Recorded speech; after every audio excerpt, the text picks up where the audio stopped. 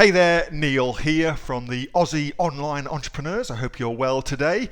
I've got a fantastic video for you to watch if you're interested in living the nomad lifestyle. If you like Mr. Tim Ferriss, or if you like the idea of traveling the world, or if you like the idea of legally paying less tax through an e-commerce business, my preferred vehicle, of course, is on Amazon, then you will absolutely love this. Now, this is an interview that I did with Andrew in October. It was a day before my birthday, and I think you will really, really enjoy it. Andrew was speaking as part and parcel of the Aussie Online Entrepreneurs, and if you want to find out more about that, then you can look underneath this video and see a link to either download a free book, which is again just up there, or to indeed go and check out the Aussie Online Entrepreneurs. I think if you're interested in building a freedom business that allows you to travel the world, or indeed just have the freedom to do whatever you want to do in Australia, then you will certainly get a lot out of that. So I'm going to take you straight into the interview. It's done in a very much a kind of question and answer type format. Andrew's going to cover a lot of fantastic information, specifically about legal ways to minimize your tax here in Australia. I think you'll get a much value from it. Be sure, before we go, to like this video and subscribe to my channel for more cool stuff. See you soon. So first up, we've got Mr. Andrew Henderson. And Andrew has had a very big impact on my overall business and, more importantly, lifestyle philosophy. I started reading all about Andrew on his website called the Nomad Capitalist, which I'll give you all the links to in just a bit. Probably about 2 years ago, something like that. And he is prolific, and I would say the foremost expert globally when it comes to offshore planning, lifestyle planning, and living that kind of digitally nomadic lifestyle that we all covet. So I'm extremely excited to share what he's got with you. And just make sure that we can indeed hear everything. Andrew, can we do a quick mic check for you? Well, it's great to be with you, Neil, and I appreciate the lovely introduction, and thank you. Well, you're very welcome. Now, did everybody hear that? Okay, I want to make sure that you guys can hear Andrew before I get him to share everything. All right, fantastic. So, a number of you have asked some great questions, so I thought what would be kind of cool was to get Andrew to talk a little bit about some of the philosophies that he has from a business and also from a lifestyle point of view, and then also at the end of that to ask a few questions I've been asked, and then if we've got some time, some more questions on the back of that. So that's kind of where we're going to go with this. So, Mr. Henderson, you'll be delighted to know that I've got some great stuff for you. And here is our first one. So this is one of the initial things that really, when I read it, really stopped me in my tracks. Do you want to talk a little bit about the philosophy behind that? How do you go where you're treated best? This is really important. It's been what I call the 5 magic words for 20 years. I didn't realize when my father said these words and I was 12, 13 years old and wanted to be in business as we are. He said, someday maybe where we're at won't be the best place for people like you.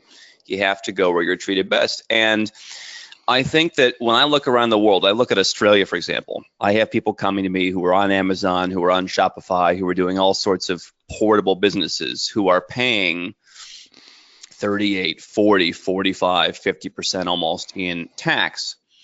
And then I look over at the people who are in, Singapore, who are paying 8 or 10 or 12. I look at the people who are in other countries that are paying 0, 5, 10%. And I say, well, how come those countries, some of which are beautiful countries, can do it for, 5%? And the Australias, the United States, the Canadas, et cetera, are charging these crazy rates. And this is just one of the many ways where you can make a change to change where your business is run, change how your business is run, and go where you're treated best. There are places in this world that actually respect the accomplishments of you, the business owner, and say, you know what, we don't need half of your money. We respect what you're doing. We want you to come and help our economy. We want you to come and maybe employ some people. We want you to come and maybe live here and spend money in our restaurants. And we want your money. And so go where you're treated best. Where I come from, the United States, you send in, I remember sending in, 100 grand, 200 grand, and it's like, you don't even get like a thank you, right? And then you go other places, and I see people in these small countries, they get a Christmas card from the tax man. Thank you for helping our country. Believe me, there's nothing in the United States, and I don't think in Australia, for thank you for helping our country. It's just, don't let the door hit you on the way out kind of thing. So how do you go where you're treated best? You find the best places that suit every aspect of your life. For me, the first thing was tax. Really, one of the other big things was, where do I feel comfortable? I never really felt like the U.S. was the place for me. Where do I want to put my money in the bank? Where are the best banks? They're not in Australia, not in the U.S. Where are the most stable banks? Where are the best investments? I know people in Australia who are making 1% and 2% returns, and I know people in other countries who are making 25% returns on the same kind of real estate. How do you go and treat your money the best? Where do you go and date the kind of people that are best suited for you? Where do you go and live in a place that gives you exactly what you want? The possibilities are endless, but what is the best place for each aspect of your life? And I'll tell you, chances are it's not all one country. I mean, no one place is best. So you can live in one place, you can have your business in one place, you can have your personal life in one place, you can have your money in one place, your investments in one place, your stock trading account in one place. When I go to buy suits, I go to Hong Kong. I have a great tailor. I don't want to live there. I don't particularly do a lot of banking there, but that's my place for suits. I have places I like to go to relax. Go where you're treated best in every aspect of your life. Pick the best places for everything you're doing. And I know today it's a lot about your money, keeping more of it, growing your business. Well, that kind of leads very, very nicely into the second thing I wanted to get you to talk about, which is flag theory. Most people probably don't really understand what that means. So can you kind of give us a bit of a background about your philosophies around flag theory and what that really means? I know it probably links in very well with what you've just been talking about then, but it'd be good to kind of get your take on it. Well, flag theory was something that was developed several decades ago. It was originally the 3 flag theory and then the 5 flag theory. And it was kind of the earlier version and now almost sadly a bit outdated version of go where you're treated best. Because what the original flags were was they said, live in a country that doesn't tax your income. Base your business, like a consulting business or now with e-commerce business, in a country that won't tax your business income. And then have personal playgrounds where you go and enjoy your time. You can get your tax back when you shop, etc. And this was kind of the idea of quote unquote planting flags, where they said, kind of like I'm saying, if you take advantage, if you cherry pick the best that each place has to offer, you'll be free. And you think about it. I mean, I'm in Portugal. I just bought my photographer who has Machiavellian powers over me, convinced me to buy a Leica camera. It's like 6,000 euros, right? And I go and I say, you have the tax free. Yeah, you get 900 euros back when you leave. If I go to the United States and buy a camera, they're like, we're not giving you your sales tax back. What are you talking about? But yet I come as a tourist. I have no ownership of this country. I don't live here. I'm not from here. It's like, who am I? And it's like, oh, yeah, take 900 euros, all right? So the idea was plant flags where, you can go and be treated best. And this really applies to the folks who are here today because, an Australian company, I can tell you there are people who are on Amazon, who are doing e-commerce, who are on other places, who are using the strategies that I'm using. And I've worked with numerous Amazon sellers and we've saved them millions every year. But, there are people who are your competition who are already planting a flag in Panama or Hong Kong or Seychelles or whatever. Some of these offshore companies have gone the way of the dodo bird. Other ones still work. But I mean, the reality is some of your competition is paying 0 and 5%.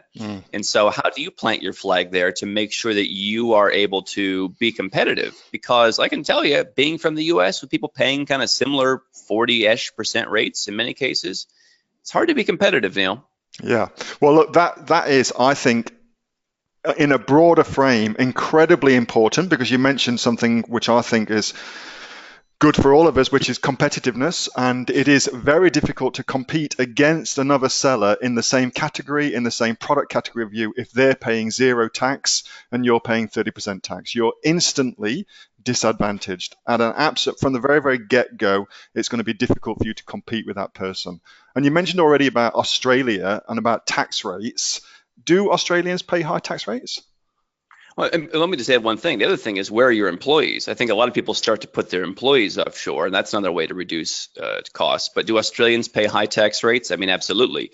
I look at it, I mean, having been to almost about 100 countries now, studying this in the last 9.5 years, I mean, I've really grouped it into the 6 big English-speaking countries versus the rest of the world. You've got the US and Canada in one pocket, the UK and Ireland in one pocket, and Australia and New Zealand in one pocket, and they have the most difficult tax policies. You know, you look at Europe, Western Europe, okay, they're difficult, but there's a lot of exceptions, there's a lot of loopholes.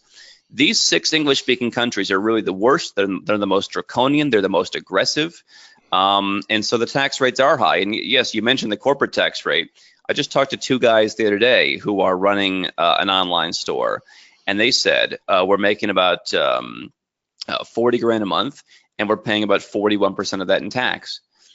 So your mileage may vary a little bit, but when you add together all the different kinds of taxes, you know, it's funny. They said we were going to try and set up some kind of trust or some kind of, you know, domestic strategy. It wasn't really going to put much of a dent in things. So the reality is, if you're using the Australian system, like the other English language systems from which it is influenced, that's their deal. They have high taxes.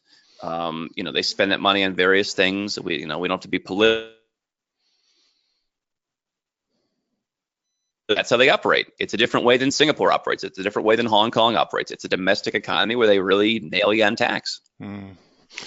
Well, that takes us very, very nicely to how can Australians then legally pay less tax? Well, this is where I think the flag theory itself is outdated, and where I think what we've done is really try to modernize it, because what you've got is, you know, back in the day, you would just go and set up some Cayman Islands company and you'd have your money sent there, and then the Swiss banker would come to your door with a briefcase and fly off, and nobody ever was the wiser. Now, you know, we don't have hide and seek anymore. Now we have show and tell. Transparency is the name of the game. The people that I work with are all about transparency. We file the right forms. We do things legally. And so the old school system of just set up a Cayman Islands company no longer works. There are a couple steps that you need to take. One is, again, where's the business based? That's important, because there's the corporate tax aspect. And in some cases, many cases for my people, the corporate tax is 0. Then there's where are you living? And so for folks who are living in Australia full time, it can be tough. You know, there are ways, if you have different partners, if you have different employees, that you can get some tax savings. But if you want the maximum tax savings, it's nice to be able to go and spend some part of the year living somewhere else, and it's ticking the boxes of perhaps obtaining a residence in another country. Whether or not you live there is not necessarily important, depends on the situation. But really, for me, the ideal thing is, am I willing to spend some time outside of Australia every year? And if I am, then I can change the corporation from Australia to something else where I pay 0 or very low. I can become a non-taxpayer in Australia, which is becoming increasingly difficult, but obviously you can do it. It's just a matter of ticking the boxes. And then going in and being resident on paper somewhere else where it's 0 or very low, or they don't tax foreigners, or there's a 10-year exemption, or whatever. So really, it's a matter of where's the company based, where are you based, and then there are other factors such as where are the employees, where are you selling, etc. The reality is, plenty of Amazon sellers pay 0 in tax by using a strategy of living in different places or living in low or no tax places and basing their companies in the right places. And the thing that I think has changed is that you no longer have to rely on these bank accounts in Belize or Mauritius or any of the other places that are under the microscope now. You can actually bank in developed big countries and interface very easily with Amazon by setting up the proper structures. But most people who do it, they go out and just do the traditional, let me set up in Hong Kong, and then they try and figure out how to get their money from Amazon, and it's tough. There are structures to where you can pay 0, but it's a matter of both sides, business and personal. The personal side is important now in a way that it wasn't before.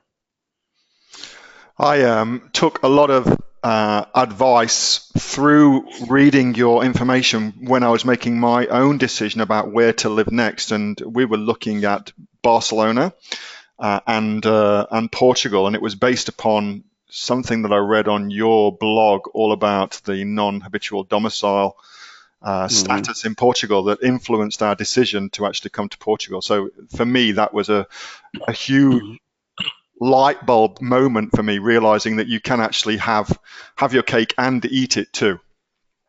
Well, I think that that's an important distinction in what you just mentioned, because where you live and where you're from and all these different factors, your citizenship, your current residence, where you want to be resident, where you actually want to spend your time, these are all really important, and nobody else really does this. I mean, if you call some guy, in Panama, I always tell people, if you call a lawyer in Panama, I want to set up a Panama company, I hear it's 0%. Yeah, it's 0%. They don't know Australia, and they'll just tell you, sure, it's 0% in Panama. Well, that's not the Australian side, or that's not the Spanish side. I mean, I'll tell you, if you can go and spend time in Spain as a tourist, and many people they want to have 2 or 3 homes around the world. They go to Spain for 3 months on their Australian passport. They go somewhere else. They come back, no problem. If you actually want to establish a residence in Spain, you're going to be in worse shape than you were in Australia. So it's important where you go, how you go there. There are countries, though, in Europe where you can go and live pretty much, maybe not tax-free, but very low tax. And so that's an important question that I would ask anyone who came into this is, do we want to go for 0% tax? Do we want a few more lifestyle options and we want to go for 5% tax? Maybe there are other places where it's 10. Really above that, I don't see it as being worth it. But I mean, the reality is there are ways you can do it. There's so many options. Let's switch gears a little bit, and we've talked a lot about tax, but I know that there's a lot that can be done as far as you're protecting your assets go as well.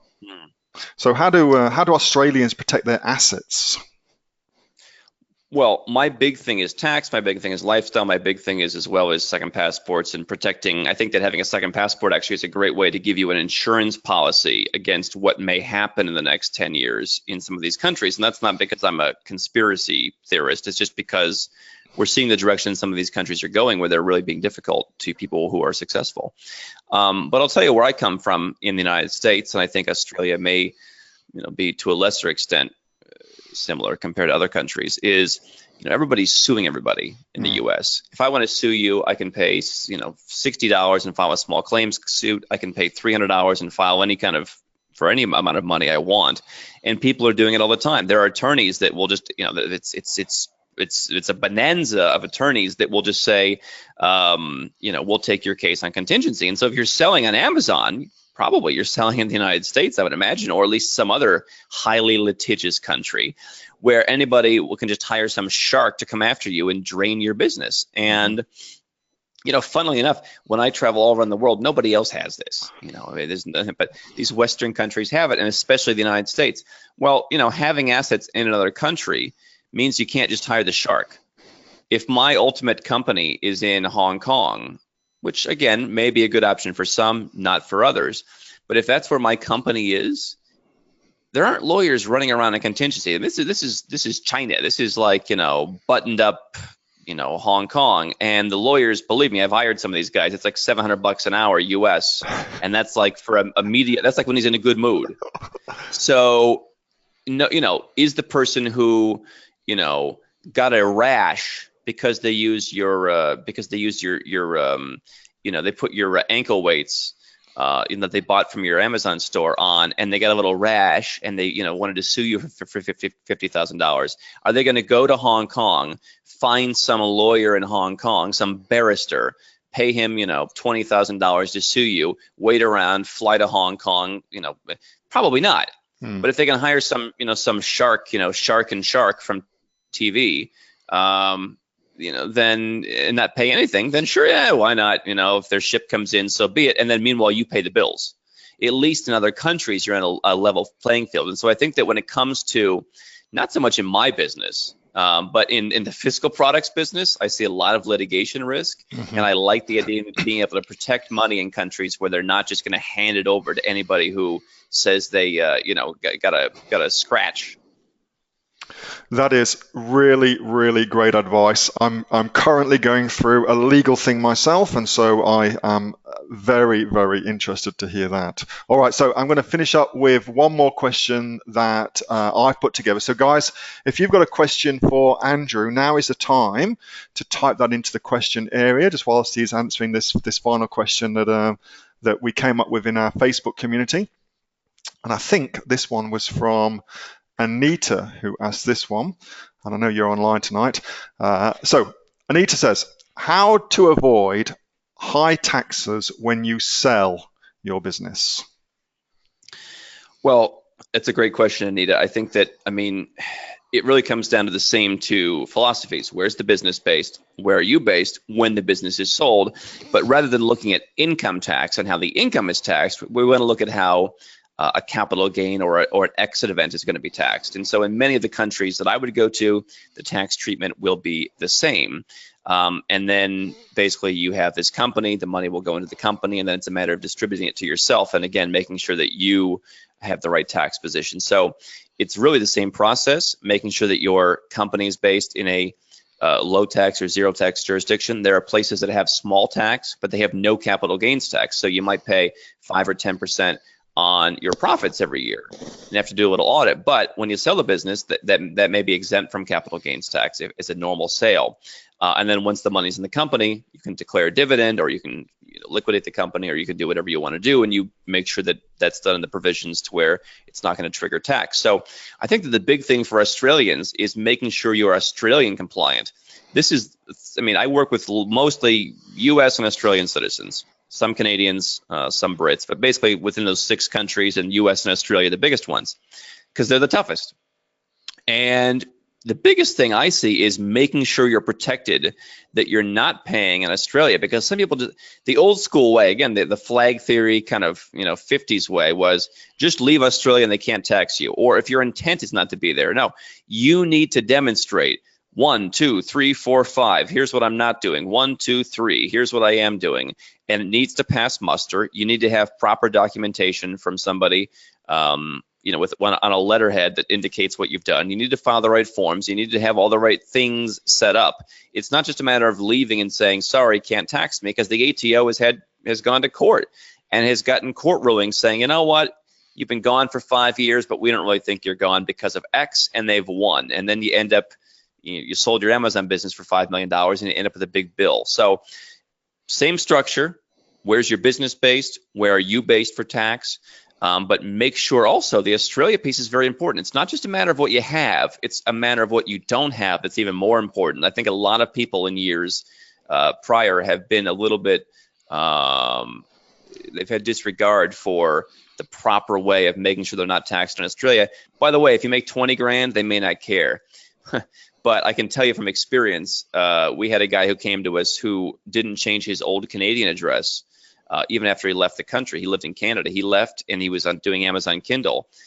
Amazon reported 1.7, I believe, million US dollars in income to Canada, which made them say, "Oh, let's see what's going on here. Let's make sure he didn't. Let's make sure he crossed all the T's and dotted all the I's." And I think it ended up being all right, but he should have taken proper precautions to make sure he was out of Canada, because, with all the information sharing happening today in Australia too, everywhere you're going to go, they're sharing information.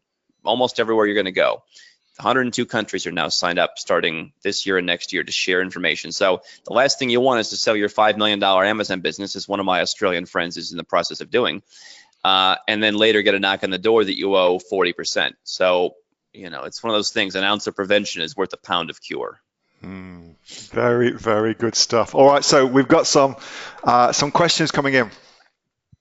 Anita says that was brilliant. She gets it. Thank you for that. All right, so Michael says, does an Italian passport offer any potential tax benefits? Yeah, this is a question I get a lot, and it's an interesting question. Thank you for asking it. Second passports are interesting. Here's how I look at second passports. Again, being a U.S. citizen myself, my goal was always to collect second passports for the ability to be out of the U.S. And to give up the U.S. passport, because our tax regime is even more difficult. potentially for some Australians, Canadians, etc., maybe you guys develop that same system in 10 years when they're tired of everybody leaving and they really want to make it even harder. So to me, a second passport's an insurance policy. It's a way to get rid of your current passport if you have to, because it becomes so expensive. It's also just a way to increase your visa-free travel for the Americans out there. You know, it's a way to be a bit more welcome in some countries. But the common misunderstanding is that if I have two passports, I can just use one and then hide everything. The reality is that it is possible to be a dual citizen for Australians. Some countries obviously don't allow it. I have a Malaysian Australian friend who can't be both for Malaysia, but in Australia you can be dual. But they always view you as Australian. So if there's a tax issue, you're Australian. If they want to come after you, you're Australian. You can't simply go and open a bank account or start a company with an Italian passport and pretend the Australian one doesn't exist. I guess you can. Again, there's so much transparency that the days of hiding that have come to an end. At all but the most stupid of financial institutions. And so, I mean, I think an Italian passport might be a great thing to have to diversify. I'll tell you what, I wish I could get an Italian passport, you know, because that would be a great passport, I think, to have if you have ancestry, for example. That may be why you're asking it. But it's not really going to make a difference in your tax plan because the same things apply. Now, by the way, the only thing where it may apply is, hey, I'm an EU citizen now by being Italian. I want to go live in Portugal and take advantage of that non-habitual resident tax exemption and pay 5% tax because I want to live in Portugal. Okay, great. Unlike a US citizen or Australian citizen, you don't have to prove that you have wealth. You don't have to prove that you invested. You don't have to prove whatever. You already are an EU citizen and you can bounce around. So for that regard, maybe it makes the lifestyle part of your tax planning easier to be able to go to the EU without any further questions being asked, but the same principles still apply. Where are you based for tax? Where's your company based for tax? So you could have 10 passports, wouldn't change that you also have Australian. Wow. Okay. Well, that I'm sure that's given everybody a bit of pause for thought about exactly the right strategies to undertake, and that's something all part and parcel of. I think we're talking about having the right nexus in place within to prove that you're no longer in a country and that you're in a new country. Is that kind of on the money with that, Andrew? Yeah. And by the way, you know, listen, I have been in the last 4 years. I've been in the United States for 6 days. I don't want to be. I didn't want to go for that, honestly. But other people have different opinions. Other people say, you know what, I want to go to Australia for X amount of time a year. And there are ways to deal with that. It's not like you can never go back. It's not like you shouldn't spend any time there. It's not like you shouldn't, you know, be there at Christmas or have your wedding there or whatever. But it is important to know, you know, where are you going to be paying tax? Where are you tax resident? By the way, just because you're quote unquote paying tax somewhere, you may be paying zero. I have guys who are tax resident in countries and their tax rate is zero, but they're quote unquote paying tax. Maybe they file a tax return to show Australia, whatever. Yeah, where's the nexus? Company and personal. What things have you removed, which again are important? And I say, you know, keep it simple. I started multiple businesses in the United States, exited some of them. I've been hit with the high tax. I know the price of the high tax, and I also know the price of, you know, not getting this stuff done efficiently and the risk of that. And so I think that, you know, for me, a lot of the lawyers and accountants out there not only don't know each other's business internationally, but they don't really get entrepreneurs. And so I think that trying to simplify it is very important. You don't want to start collecting objects just for the sake of it. You want an easy, you just want a strategy. All right. Greg says, is a company trust structure based in Australia a good way to set up an Amazon business? I'm not a domestic guy. I'm the offshore guy. I think that, I mean, I'll just tell you the experience I had with the guys the other day who were doing that exact same structure. And they were saying, well, I mean, it just seemed like at some point it wasn't really worth it. I mean, you know, I'll give you an example, you know, and you may, I think you have this kind of similar in Australia, but, you know, the United States, you know, you have California, which has just rapacious income tax. I think 13.3% is the top income tax just in the state. I mean, you pay like 40% to Washington, and then you pay more to California. And so people will move from California to Florida where the rate is zero. And then so they'll go from paying 55% to paying 47% or something. And I say, you know what, if you can move from California to Florida, You can move from California to Panama, where they speak about the same level of English, right? Miami to Panama City. Or you can move, I mean, the point is, or there's a guy who says, I live in San Diego, I love the beaches. Well, great. A lot of places have good beaches. So, I mean, if you're moving, if you're already thinking about changing something, why go to change it 8% or 5% or just kind of shave something off the edges? I think there's a psychology of being comfortable in our home countries. But the reality is, I mean, if you look at what are the safest banks in the world and what are the most kind of laissez-faire banks in the world in terms of not bothering people, they're in Singapore. I mean, I'm at one of the top 5 safest banks on planet Earth, and it's beautiful, and the customer service is nice, and my money is safe, and I have great online access, and everything's fast. And I think that there's this notion where we feel more comfortable kind of adapting to the domestic strategies, which kind of, make some improvements. But I mean, listen, I mean, if I can pay 0, if I'm paying 40 and I can go to 32 or I can go to 0, I'll choose 0. So for some folks, it may work. And I'm sure that there are lots of guys who are promoting that strategy in Australia. But for me, I look at, how do I go where I'm treated best? Not a little bit better, but best. Good advice. All right. So different things work for different people. I mean, this is not to say this is what everybody should be doing. But I think if you're an Amazon seller, it's worth looking at, how do I pay 0 or 5? I couldn't agree more. Australia is a, I don't want to say terrible. Actually, I do. Terrible place to house an Amazon business, given that there's so many other potential places you could do it. Which brings me to Hugh's question. Hugh's just back from South Africa. As a new Australian business selling in Australia, what would the cost be to set up a tax-efficient business outside of Australia? Well, I love South Africa, by the way. I was there last year, and it's a very fun place. But by the way, a place that you should, I mean, here's the perfect rule of thumb. I wouldn't set up anything in South Africa. In fact, so many South Africans are fleeing. So beautiful place, but perfect example of it's a vacation spot. It's a place to live for a couple months. What's the cost? I always tell people, you go to the doctor. Doctor, my head hurts. Well, it could be a cold, in which case you'll take a Tylenol.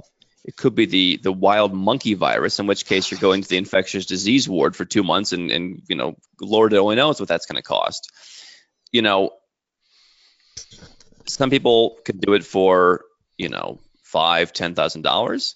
Some people need something more sophisticated. I think that the way that I look at this from a global point of view is I don't want to prescribe stuff where I say, you need a Hong Kong company. That's what so many sellers, by the way, tell me they do. I talked to my friend, who, by the way, is nothing like me. He's an American who's living in Thailand, who, rides elephants and is single. And I'm a married guy who wants to, it's like, oh, so you took advice from a guy who has nothing in common with you. He said to go to Hong Kong. And so I called a guy in Hong Kong, and it was really difficult. Okay.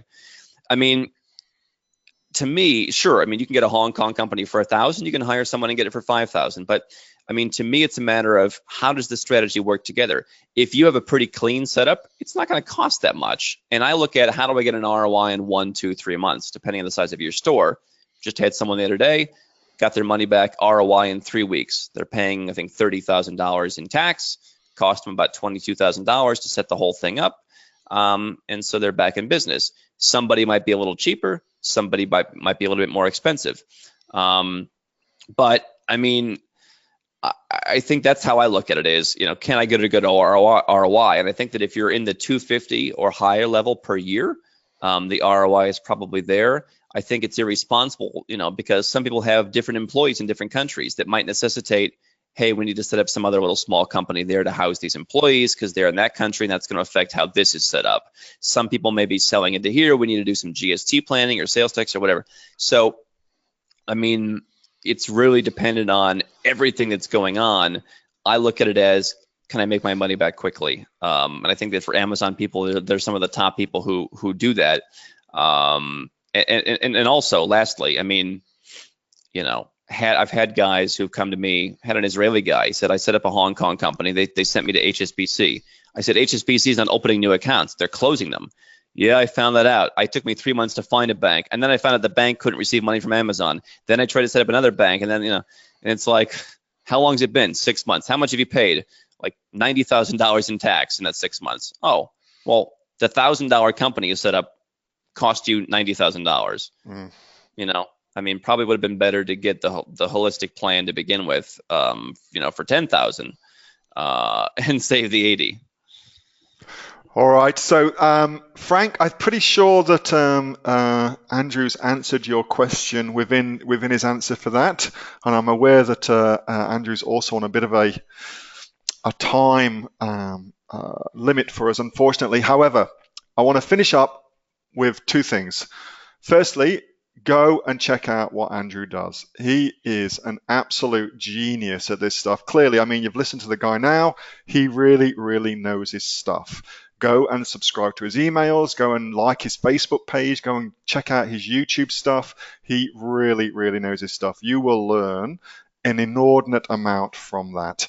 And secondly, if you're thinking of saving yourself some taxes legally and living a more of a global nomadic lifestyle, Andrew is your man. Andrew is your man to do it. I know of nobody else out there that gets what we do quite like Andrew does. So if that's something of interest to you, then please use Andrew and use his services. You will not be disappointed. Andrew, I want to say a massive thank you for joining us today. I'm sure I speak for everybody when I say that was incredibly informative and very, very useful. And a huge thank you, mate. Thanks so much for joining us. My pleasure to be with you, and thanks for all the great work you're doing, Neil, and we'll talk soon. Thanks very much. Appreciate that. Take care, Andrew. Bye-bye. Okay, guys. So is that cool? Did you enjoy that? Yes. Fantastic. Awesome stuff. All right. That's great. Lots and lots of exclamation marks. All right. So as I said, like, Andrew really, really knows his stuff. I've been following him for a long, long time. Part and parcel of my decision to come to Portugal was based on information from Andrew, and it certainly paid off for me. So if that's of interest for you, but please go and check him out. He's really, really good stuff. I don't recommend people very often, as you know. I'm very, very loath to do that, but with Andrew's and his stuff, I feel very, very confident recommending what he does.